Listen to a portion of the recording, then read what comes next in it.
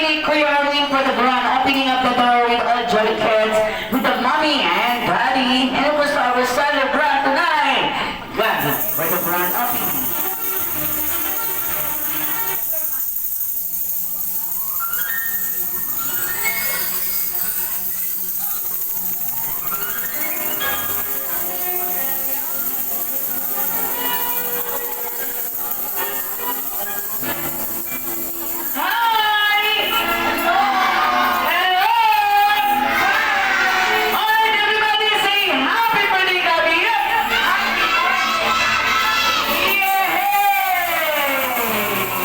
Let's ask for the invitation.